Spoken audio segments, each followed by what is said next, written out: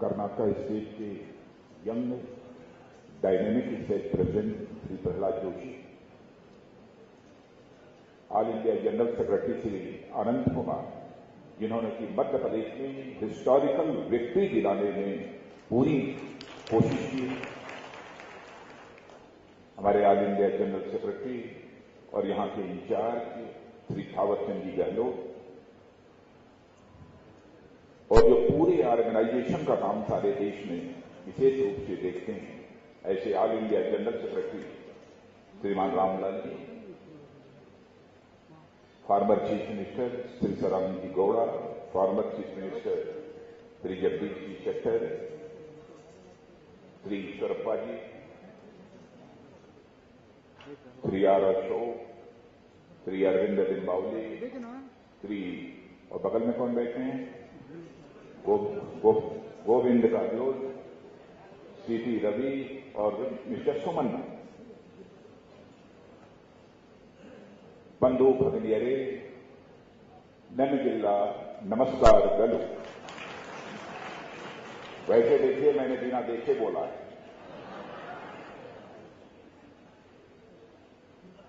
लेकिन यदि मैं हिंदी में बोलूं तो हिंदी कुछ न कुछ तो समझ सकते हैं ना, कि नहीं समझ सकते?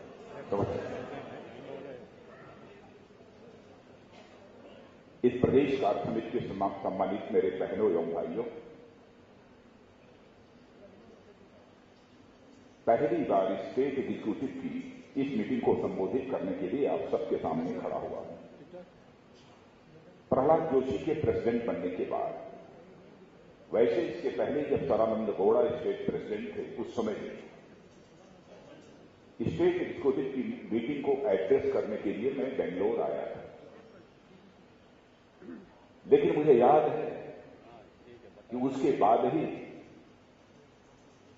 हमारी एक क्लियर मेजॉरिटी के साथ इस कर्नाटक में गवर्नमेंट बनी। और आज जब मैं स्टेट एग्जीक्यूटिव की मीटिंग को संबोधित कर रहा हूं, तो मुझे ऐसा लगता है कि आगामी जो भी असेंबली इलेक्शन इस कर्नाटक का होगा, तो निश्चित रूप से बीजेपी गवर्नमेंट कर्नाटक में बनेगी, यह हमारा एक विश्वास है। तो सबसे पहले तो मैं आप सबको अपनी तरफ से शुभकामनाएं देना चाहता हूं। 2013 का यह वर्ष समाप्त हो रहा है, 4 दिनों के बाद 2014 का वर्ष प्रारंभ होगा। 2014 का वर्ष कैसा होगा, यह मुझे बताने की आवश्यकता नहीं है। भारत ही नहीं, सारे दुनिया के पॉलिटिकल एनालिस्ट इसे स्वीकार करने लगे हैं कि 2014 के लोकसभा इलेक्शन के बाद इस कंट्री में गवर्नमेंट यदि किसी की बनने जा रही है, तो भारतीय जनता पार्टी की गवर्नमेंट बनने जा रही है। अभी श्री अनंत कुमार यह चर्चा कर रहे थे कि 5 स्टेट असेंबली इलेक्शंस अभी हुए हैं, और आपने देखा कि 5 असेंबली स्टेट्स में, 4 असेंबली स्टेट्स में भारतीय जनता पार्टी अपनी जीत हासिल करने में पूरी तरह से कामयाब है। मध्य प्रदेश और राजस्थान में तो हमको हिस्टोरिकल विक्ट्री मिली। मध्य प्रदेश और छत्तीसगढ़ में हमने जीत की, हैट्रिक बनाने में सफलता प्राप्त की, और राजस्थान में जितने एमएलए हमारे जीत कर आए हैं, इंडिपेंडेंट इंडिया की हिस्ट्री में राजस्थान में कभी भी इतने एमएलए किसी पार्टी के जीत कर नहीं आए। इतनी ग्रैंड विक्ट्री हम लोगों को हासिल हुई है। हां, इसे मैं स्वीकार करता हूं कि 2013 में कर्नाटक असेंबली का जो इलेक्शन हुआ, उसमें हमें जो सक्सेस मिलनी चाहिए थी, वह सक्सेस हमें नहीं हुई, अनसक्सेस मिली।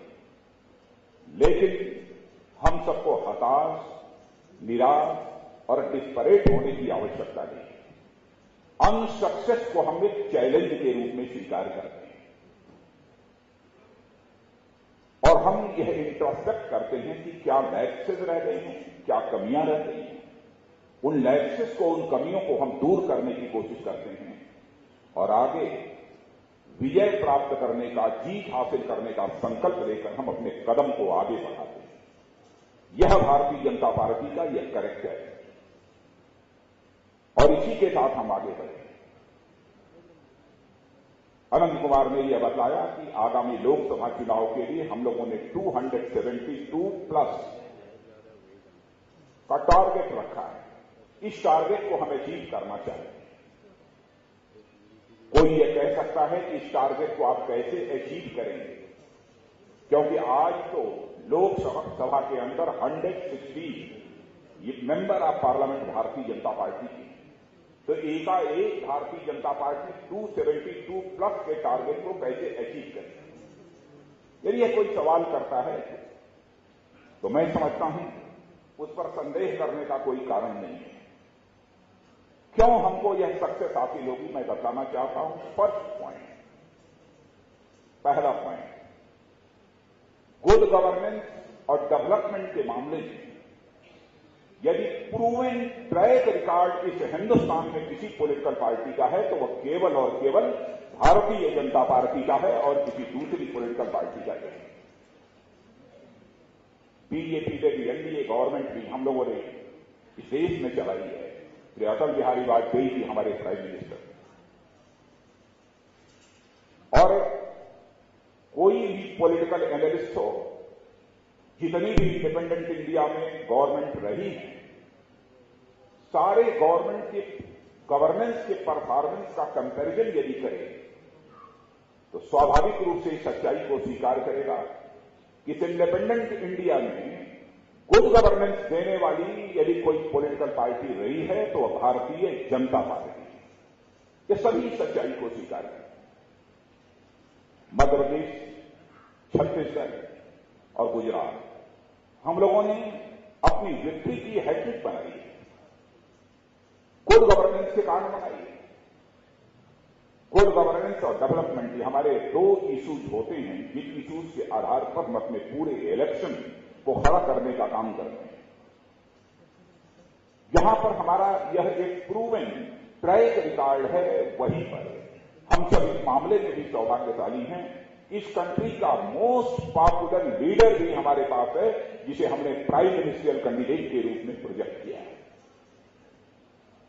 और यदि थर्ड पॉइंट यदि मुझे कहना हो तो मैं कह सकता हूं, बीजेपी इस पॉलिटिकल पार्टी के पास जितना बड़ा कैडर है, मैं कह सकता हूं कि हिंदुस्तान की किसी भी पॉलिटिकल पार्टी के पास इतना बड़ा कैडर नहीं। लेकिन एक बार हमारी पार्टी का यह कैडर फर्म कन्विक्शन के साथ खड़ा हो गया तो मैं दावे के साथ कह सकता हूं 272 प्लस के टारगेट को हम केवल अचीव ही नहीं करेंगे, बल्कि 300 लोकसभा की सीट इस कंट्री में हम लोकसभा के चुनाव के बाद प्राप्त करेंगे।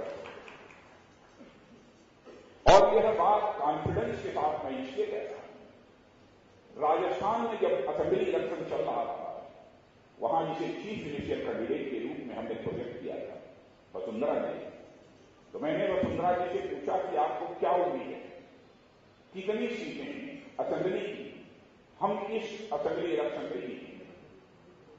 तो उन्होंने मुझसे कहा कि अप्रॉक्सिमेटली 110 हम 110 सीट इस बार जीतेंगे।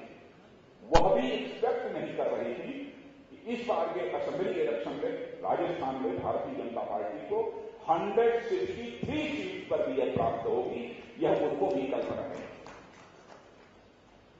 लेकिन इलेक्शन कैंपेन के द्वारा के समय जो हम लोगों की पब्लिक मीटिंग हुई थी मित्रों, अरे उस पब्लिक मीटिंग गजब का रिस्पांस कॉमन मार्केट का उस समय मिल रहा था।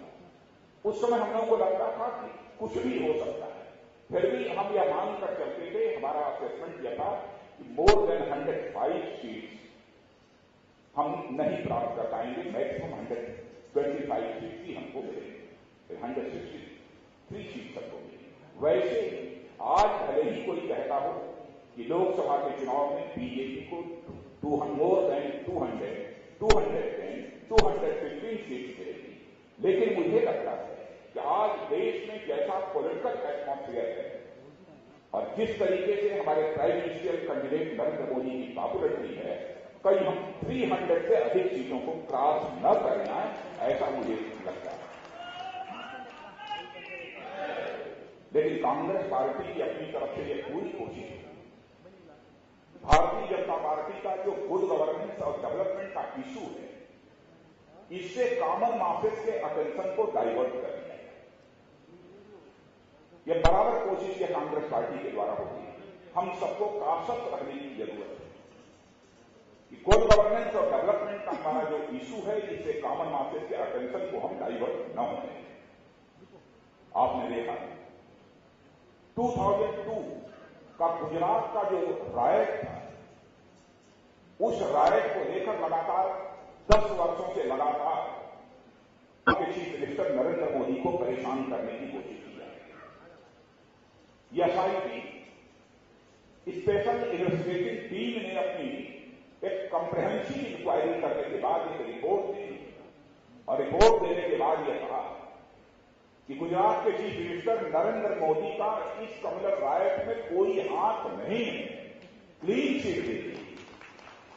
उसके बावजूद कांग्रेस ने एक व्यक्ति की तलाश करके उन्होंने कहा कि आपको कोर्ट में रिवीजन फाइल करना चाहिए। कोर्ट में रिवीजन पिटीशन फाइल हो गई और आपने देखा कि कल ही अहमदाबाद की कोर्ट ने फिर से नरेंद्र भाई को पूरी तरह से क्लीन चिट दे दी है, यानी एसआईटी ने जो कहा था उसे भी पूरी तरह से विंडिकेट कर दिया है। यह हमारा अचीवमेंट है। वैसे ही बराबर उसके फेडरल स्ट्रक्चर पर क्वेश्चन मार्क लगाने की कोशिश कर रहे हैं। जबकि एक स्टेट गवर्नमेंट ने कमीशन ऑफ इंक्वायरी बैठा दी, मैं समझता हूं कि स्टेट की कमीशन ऑफ इंक्वायरी की रिपोर्ट की प्रतीक्षा करनी चाहिए और उससे संतुष्ट न होने पर गवर्नमेंट ऑफ इंडिया को कमीशन ऑफ इंक्वायरी बैठानी चाहिए। लेकिन जल्दबाजी में, क्योंकि इलेक्शन नजदीक है, इसे तुरंत कांग्रेस और यूपीए गवर्नमेंट की कैबिनेट में फैसला करना है। लेकिन मैं इतना ही कहना चाहता हूं, फुल कॉन्फिडेंस के साथ यह मैं बात कहना चाहता हूं कि हमारे इस prime minister candidate Narendra Modi ji को जितना ही परेशान करने की कोशिश की जाएगी, उतनी ही ताकत और उतनी मजबूती के साथ वह खड़े होंगे इस भारत की राजनीति के धरातल पर। आपने देखा कि जनता के ऊपर उसका कोई असर नहीं। इसीलिए मैंने कहा कि हम सबको ताकत रखने की आवश्यकता है। और इस कांग्रेस के गवर्नमेंट के आने के बाद इस देश में महंगाई, इन्फ्लेशन इतनी तेजी के साथ बढ़ा है, वो बताने की जरूरत नहीं। हम लोगों ने भी इस देश में सरकार चलाई है। श्री अटल बिहारी वाजपेयी जी हमारे प्राइम मिनिस्टर है।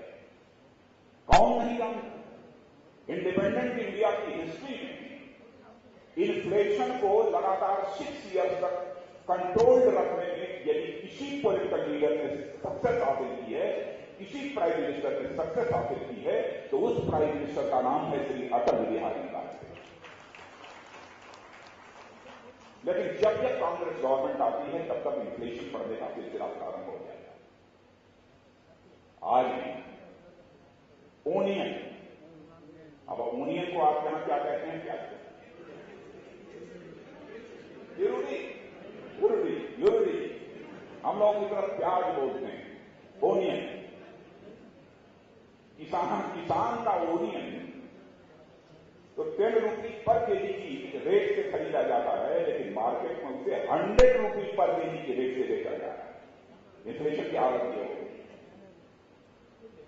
लेकिन आपको मैं विश्वास दिलाना चाहता हूं मित्रों, जिस दिन हमारी गवर्नमेंट आएगी, हम ऐसे स्टेप्स उठाएंगे ताकि इस कंट्री में इन्फ्लेशन को चेक किया जा सके, इन्फ्लेशन को रोका जा सके। यह स्किल यदि किसी के पास है, और यह स्किल क्यों है? क्योंकि गुड गवर्नेंस की एक अपनी स्किल होती है, और जो गवर्नमेंट का चीफ होता है उसके अंदर एक फर्म कन्विक्शन है। तो फर्म कन्विक्शन और स्किल, यह दोनों यदि किसी के पास है तो केवल भारतीय जनता पार्टी के पास है। इसे हम पूरी तरह से कंट्रोल करें। करप्शन का जहां तक सवाल है, करप्शन के बारे में आप सभी जानते हैं कि कांग्रेस में यूपीए गवर्नमेंट ने अब तक के सारे रिकॉर्ड इस करप्शन के मामले में जोड़ दिए। यदि कोई इंक्वायरी भी यह कांग्रेस में यूपीए गवर्नमेंट सेटअप करती है, तो मैं समझता हूं यह जानने के लिए नहीं कि इस करप्शन के लिए कौन रेस्पॉन्सिबल है, इसका पता लगाने के लिए नहीं करती है, बल्कि करप्शन को कवरअप करने के लिए यह गवर्नमेंट बराबर इंक्वायरी कमीशन बनाती है, इंक्वायरी कमेटीज बनाती है, केवल अपने करप्शन को कवरअप करने के लिए। इंक्वायरी से यह जानने के लिए नहीं कि who is responsible for this corruption, यह जानने के लिए यह गवर्नमेंट की हालत। करप्शन तो कई हैं जिसे आप करती हैं। आज जहां बंगलौर में खड़े होकर मैं बोल रहा हूं, ये बंगलौर हमारी इस कंट्री का आईटी हब है और अब सारा देश जानता है कि आईटी सेक्टर में और टेलीकॉम सेक्टर में बूम यदि इस कंट्री में भी आया है तो श्री अटल बिहारी वाजपेयी की प्राइम मिनिस्टर में आईटी सेक्टर में और टेलीकॉम सेक्टर में बूम आया। लेकिन 2G स्पेक्ट्रम में जिस तरीके से स्पेक्ट्रम का एलोकेशन हुआ है, उसमें जितना बड़ा करप्शन हुआ है, टेलीकॉम सेक्टर को भी कांग्रेस या यूपीए गवर्नमेंट ने पूरी तरह से दागदार बनाया। लेकिन आपने देखा कि अब करप्शन रोकने का सबसे बड़ा चैंपियन कौन है? राहुल गांधी जी अपने को राहुल गांधी यह सिद्ध करने की कोशिश कर रहे हैं कि करप्शन यदि कोई रोक सकता है तो केवल राहुल गांधी रोक सकते हैं, सोनिया जी रोक सकती हैं और कोई नहीं रोक सकता। जिन लोगों ने करप्शन के मामले में जिनकी गवर्नमेंट ने इतने रिकॉर्ड बनाए हैं, वह चैलेंज करें कि हम करप्शन को रोक सकते हैं। लोकपाल बिल, वैसे श्री अटल बिहारी वाजपेयी जी ने भी अपने समय में लोकपाल बिल पार्लियामेंट में पेश किया और उस समय अटल जी ने बोलते हुए कहा था यह लोकपाल बिल कब तक पार्लियामेंट में धूल खाता रहेगा, धूल चाटता रहेगा, कब तक यह पार्लियामेंट। यह क्या प्राइम मिनिस्टर को इस लोकपाल बिल की परिधि में नहीं होना चाहिए? यह बात पहली बार पार्लियामेंट में किसी ने कही थी, वो श्री अटल बिहारी वाजपेयी ने। और लेकिन आज जिस कांग्रेस पूरी क्रेडिट देने की कोशिश कर रही है और करप्शन को चेक करने के मामले में सबसे बड़ी चैंपियनशिप का भी अवार्ड वो हासिल करना चाहते हैं। बहनों भाइयों, यदि हमें ये श्रेय देना हो तो मैं कहना चाहूंगा लोकपाल बिल जो संसद के दोनों सदनों में पास हुआ है, उसकी क्रेडिट यदि किसी को दी जानी चाहिए तो अन्ना हजारे को उसकी क्रेडिट दी जानी चाहिए। कांग्रेस उसकी क्रेडिट नहीं दे सकती।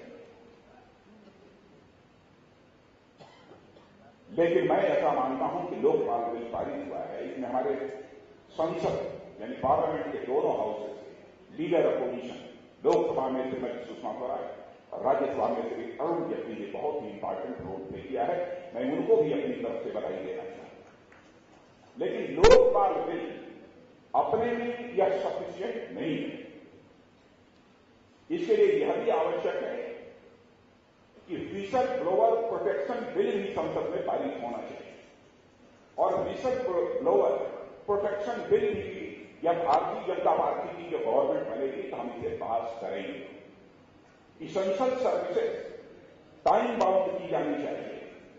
निर्धारित समय के अंदर यदि इसेंशियल सर्विसेज जो कॉमन मासेस को मिलनी चाहिए कि वह नहीं मिलती है तो उसके लिए भी पनिशमेंट का अथवा पेनाल्टी का प्रोविजन होना चाहिए।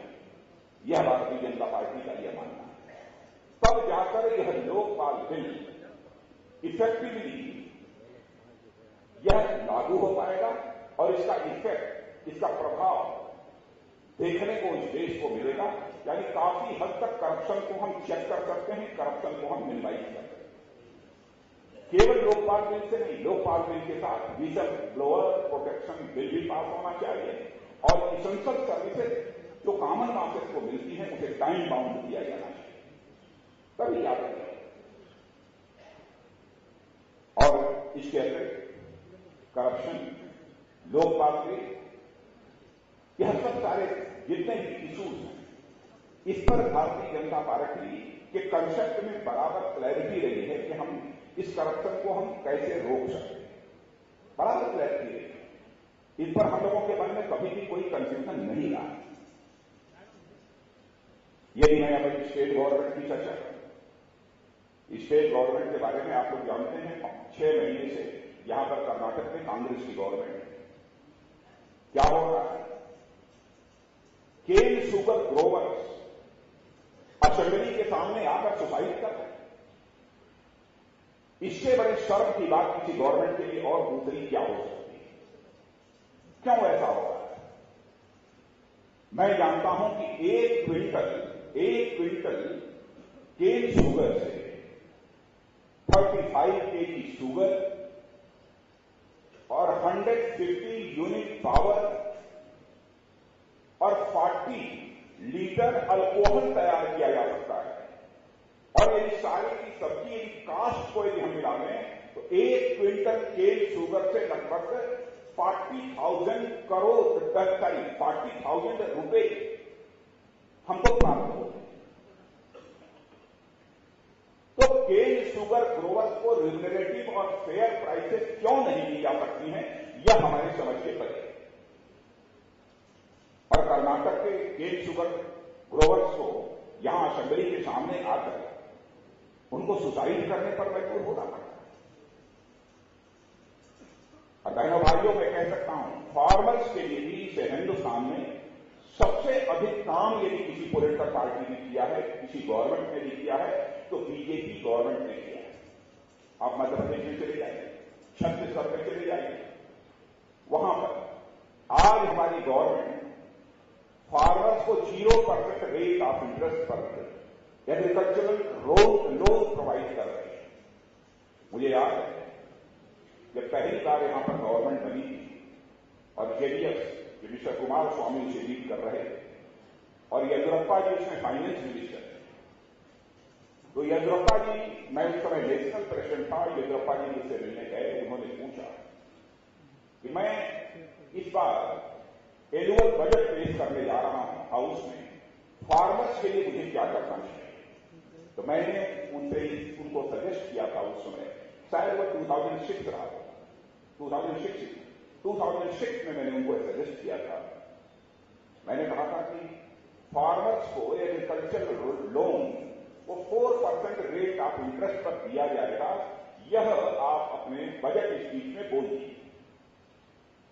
और येदियुरप्पा जी ने 4% रेट ऑफ इंटरेस्ट पर एग्रीकल्चरल लोन फार्मर्स को देने की उस समय घोषणा की। इसके पहले ऐसा कभी नहीं होता। धीरे धीरे उसे कम करते करते कर्नाटक में भी बीजेपी गवर्नमेंट ने 0% रेट ऑफ इंटरेस्ट पर फार्मर्स को एग्रीकल्चरल लोन देना प्रारंभ कर दिया। तो सचमुच फार्मर्स के इंटरेस्ट में और जो गरीब हैं, बिलो पॉवर्टी लाइन है, उनकी इंटरेस्ट में काम करने वाली यदि कोई पॉलिटिकल पार्टी इस देश में है तो मेरे बहनों भाइयों को भारतीय जनता पार्टी है। यह विश्वास हम सबके मन में होना चाहिए और हमें ध्यान रखना चाहिए, कांग्रेस पार्टी ने बराबर भारत की सोसाइटी को, भारत के समाज को डिवाइड करने की कोशिश की। डिवाइसिव रोल बराबर यह कांग्रेस पार्टी कर रहा है, केवल वोट बैंक की पॉलिटिक्स को ध्यान में रखते हुए। भारतीय जनता पार्टी को बार बार यह कहना कि भारतीय जनता पार्टी एक कम्युनल पॉलिटिकल पार्टी है।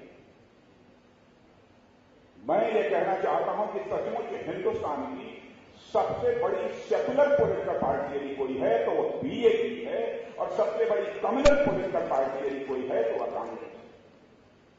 भारतीय जनता पार्टी कभी कम्युनल पॉलिटिकल पार्टी नहीं हो सकती और इस देश की सबसे बड़ी कम्युनल पॉलिटिकल पार्टी यदि कोई है तो वह कांग्रेस है।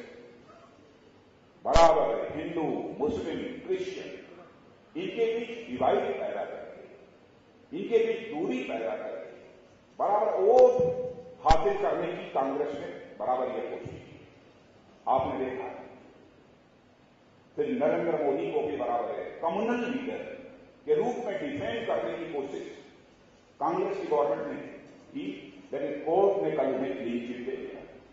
कहा कि सचमुच नरेंद्र मोदी कभी यदि कम्युनल रहे होते जैसे एलिगेशन लग रहे, कोर्ट शायद क्लीन चिट देने न दे, लेकिन हुआ। आज तक कोई भी एक ऐसा केस बीजेपी से संबंधित नहीं रहा जो कभी प्रूव हुआ हो और बीजेपी को अथवा बीजेपी के किसी पॉलिटिकल लीडर के संबंध में यह कहा जा सकता है कि उनकी अप्रोच कम्युनल है। इसी के बारे में अब कम्युनल रायट गुजरात में 2002 में हो गया 2002 में ये पहली बार कोई कम्युनल राइट नहीं हुआ। उसके पहले भी गुजरात में कई कम्युनल राइट हुए। हीरेन देसाई वहां भी चीफ मिनिस्टर थे, कांग्रेस के चीफ मिनिस्टर थे। उस समय कम्युनल राइट हुए थे और हजारों की संख्या में लोग उसमें विक्टिम बने। और इतना ही नहीं, कई मस्जिदें, मजारात जला दिए गए। उनको कोई कम्युनल नहीं कहता। लेकिन भारतीय जनता पार्टी का भी चीफ मिनिस्टर है कि उसके गवर्नमेंट के रहते हुए एक बार कम्युनल राइट हो गया तो बिल्कुल वो कम्युनल लीडर हो गया। और केवल 12 वर्षों की 12 ईयर तक वो जो गवर्नमेंट गुजरात में बीजेपी करी, केवल एक कम्युनल राइट है। मध्य प्रदेश में एक भी कम्युनल राइट नहीं, छत्तीसगढ़ में एक भी कम्युनल राइट नहीं, और हमारी जब राजस्थान में गवर्नमेंट थी वहां पर भी कोई कम्युनल राइट नहीं। लेकिन जब जब कांग्रेस की गवर्नमेंट आती है तब तक कम्युनल राइट्स की घटनाएं भी बढ़ने लगती हैं। केवल यह डिवाइड हिंदू और मुसलमान और क्रिश्चियंस के बीच में पैदा करने के लिए यह कॉन्स्पिरेसी कांग्रेस के द्वारा चलाई जाती है। और आपने देखा कि अभी हाल में ही एक कम्युनल वायलेंस बिल कांग्रेस के गवर्नमेंट के द्वारा लाए जाने की कोशिश की जा रही है। क्या आज के जो इंडियन पेनल कोड के प्रोविजंस हैं, क्या इन इंडियन पेनल कोड के प्रोविजंस के आधार पर कम्युनल राइट्स को नहीं रोका जा सकता? क्या जरूरत है अलग से कम्युनल राइट्स के लिए हटाने की? लेकिन केवल यहां की माइनॉरिटीज को यह गवर्नमेंट मैसेज देना चाहती है कि तुम्हारे इंटरेस्ट को यदि कोई प्रोटेक्ट कर सकता है तो केवल और केवल कांग्रेस प्रोटेक्ट कर सकती है। यह मैसेज देना चाहते हैं, क्योंकि 2014 का इलेक्शन बहुत ही नहीं और कोई दूसरा उनका पर्पज नहीं है। यानी यह कम्युनल प्रोटेक्शन बिल, ये कम्युनल वायलेंस बिल आ जाने के बाद मित्रों, जो माइनॉरिटी होगा भले ही वह कम्युनल राइट के लिए रेस्पॉन्सिबल हो, वह विक्टिम सदैव स्थिति में रहेगा। और जो भी मेजॉरिटी कम्युनिटी का है, भले ही उसका कम्युनल राइट में कोई इन्वॉल्वमेंट न हो, उसे एक्यूज किया जाएगा, वह आरोपी होगा। उसे खुद यह सिद्ध करना होगा कि नहीं, हमारा इस कम्युनल राइट में कहीं पर कोई इन्वॉल्वमेंट नहीं रहा। लेकिन भारतीय जनता पार्टी ने डिसीजन लिया है, यह वोट बैंक की पॉलिटिक्स को ध्यान में रखते हुए कम्युनल वायलेंस बिल, यह कांग्रेस की गवर्नमेंट जो पार्लियामेंट में लाना चाहती है, हम इस बिल को किसी भी सूरत में पार्लियामेंट में न आने देंगे और न किसी भी सूरत में इसे पास करेंगे। हम पूरे समाज को एक साथ लेकर चलना चाहते हैं। हम सच्चाई को समझते हैं कि समाज का कोई भी वर्ग यदि कमजोर होगा, चाहे हिंदू हो, मुसलमान हो, क्रिश्चियन हो, कोई भी समाज यदि कमजोर होगा, तो हम भारत को जैसा एक सशक्त भारत, मजबूत भारत, स्वाभिमानी भारत और स्वावलंबी भारत बनाना चाहते हैं, वैसे भारत का निर्माण कर पाना हमारे लिए संभव नहीं हो। इसीलिए हम लोगों ने फैसला किया है कि हम इसका विरोध करें। मित्रों, इस समय हमारा देश संकट में है। Country is under crisis. और देश की जनता का यह विश्वास है कि इस क्राइसिस से इस देश को यदि कोई निकाल सकता है तो केवल और केवल बीजेपी निकाल सकती है और कोई दूसरी पॉलिटिकल पार्टी नहीं निकाल सकती। हम लोगों को फर्म कन्विक्शन के साथ, फर्म डेडिकेशन और फर्म कमिटमेंट के साथ हम सबको काम करने की जरूरत है। आप लोगों को पहले भी मैंने कहा कि हमारी नेशनल एग्जीक्यूटिव की मीटिंग हुई थी, उस समय भी मैंने कहा था कि हमारी बूथ कमेटी, हर पोलिंग बूथ की कमेटी भारतीय जनता पार्टी की बननी है। मैं प्रहलाद जोशी से पूछ रहा था, मुझे खुशी है ये लगभग काफी 70% पोलिंग बूथ कमेटी बन रही है।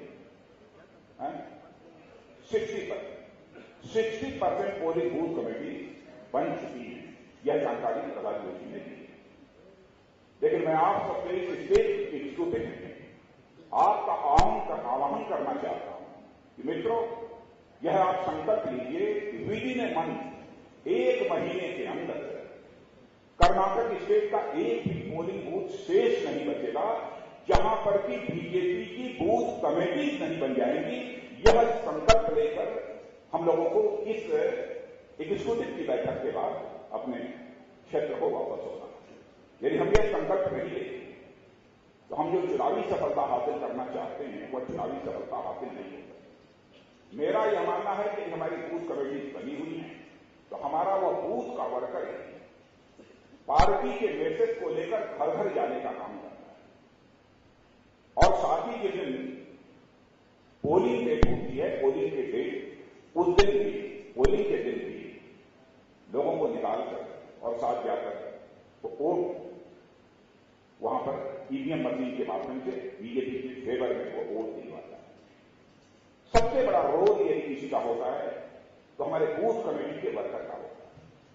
हमारी बूथ कमेटी बननी चाहिए, इस पर मैं विशेष रूप से आपको आग्रह करना चाहूंगा। इलेक्शन कैंपेन की दृष्टि से प्रदेश के स्तर पर लोग यह विचार करेंगे कि हमें क्या आइडिया फ्लोट करनी चाहिए जो कॉमन मासेस के इमेजिनेशन को कैप्चर कर सके। यह सब तो स्टेट लेवल पर विचार होगा, लेकिन डिस्ट्रिक्ट लेवल पर भी हम ये सोचें, डिस्ट्रिक्ट लेवल पर भी हमारी कॉमन मासेस की प्रॉब्लम्स क्या है, इन प्रॉब्लम्स को, चैलेंज को मीट आउट करने के लिए हमें क्या क्या स्टेप्स उठाने चाहिए। इन सब सारी चीजों के संबंध में भी आपको जिले स्तर पर भी विचार करना चाहिए। और इलेक्शन कैंपेन की इफेक्टिव प्लानिंग केवल प्रदेश स्तर पर और केंद्र स्तर पर करने से काम नहीं चलेगा, जिले स्तर पर भी जो हमारे डिस्ट्रिक्ट प्रेसिडेंट हैं वह इस जिम्मेदारी का निर्वाह करें। मुझे पूरा विश्वास है यदि फर्म कन्विक्शन के साथ यदि आपने फैसला कर लिया कि हम आगामी लोकसभा के चुनाव में भारतीय जनता पार्टी की क्लियर मेजॉरिटी के साथ इस देश में गवर्नमेंट बनाएंगे, तो मुझे पूरा विश्वास है उसी कन्विक्शन के आधार पर आप लोकसभा के इलेक्शन में कर्नाटक में 20 आउट ऑफ 28 नहीं बल्कि टारगेट होना चाहिए 28 आउट ऑफ 28। यह टारगेट लेकर हम सबको आगे बढ़ने की जरूरत है। इसमें सारे देश का माहौल हम सभी के अनुकूल है, इसलिए इससे ज्यादा कुछ न कहते हुए मैं नए वर्ष की आप सबको शुभकामनाएं देते हुए और साथ ही साथ भारतीय जनता पार्टी आगामी लोकसभा के इलेक्शन में शानदार सफलता यहां पर हासिल करे, यह कामना करते हुए अपनी बात समाप्त करते।